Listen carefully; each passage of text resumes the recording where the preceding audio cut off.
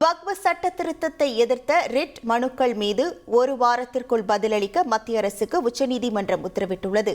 வக்ஃப் சட்ட திருத்தத்தை எதிர்த்து எதிர்க்கட்சிகள் தாக்கல் செய்த ரிட் மனுக்கள் உச்சநீதிமன்றத்தில் விசாரணைக்கு வந்தது. விசாரணையின் போது ஆஜரான மத்திய அரசு தரப்பு வழக்கறிஞர் துஷார் மேத்தா ரிட் மனுக்கள் மீது பதிலளிக்க அவகாசம் கோரினார்.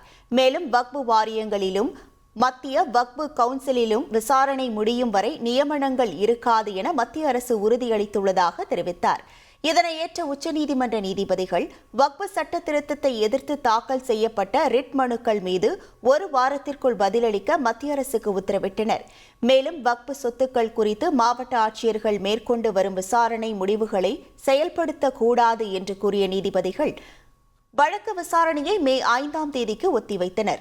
அடுத்த விசாரணையில் 5 மனுதாரர்கள் மட்டுமே இருக்க வேண்டும் எனவும் அந்த 5 மனுதாரர்களை அரசு தரப்பே தேர்ந்தெடுக்கலாம். என்னங்க இனி வீட்டு வேலையில கொஞ்சம் அதிக ஒத்தாசையா இருக்கணும். யா வேலை கிடைச்சதா? வேலையா? நான் பாஸ் ஆகணும்னு நினைக்கிறேன்.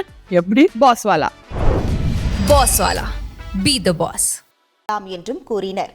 மேலும் மற்ற மனுக்கள் அனைத்தும் தள்ளுபடி செய்யப்பட்டவைகளாக கருதப்படும் என்றும் நீதிபதிகள் தெரிவித்தனர். வக்ஃப் திருத்தச் சட்டம் தொடர்பான வழக்கில் உத்தரவு பிறப்பித்துள்ள உச்சநீதிமன்றத்திற்கு முதலமைச்சர் மு க ஸ்டாலின் நன்றி தெரிவித்துள்ளார். வக்ஃப் சொத்துக்களை பாதுகாப்பதற்கும் வக்ஃப் வாரியங்கள் அல்லது கவுன்சில்களில் முஸ்லிம் அல்லாதவர்களை நியமிப்பதை தடுக்கும் விதமாகவும் உச்சநீதிமன்றம் இடைக்கால உத்தரவு பிறப்பித்துள்ளது.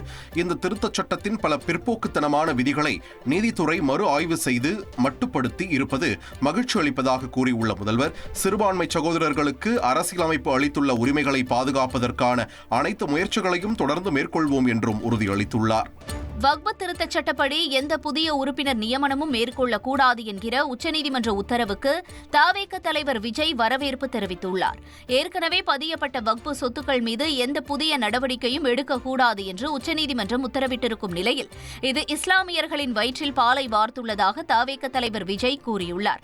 இஸ்லாமியர்களின் உரிமைகளுக்காகவும் ஒடுக்கப்பட்ட மக்களின் உரிமைகளுக்காகவும் தான் எப்போதும் துணை நிற்பேன் எனவும் தவேக தலைவர் விஜய் உறுதியளித்துள்ளார்.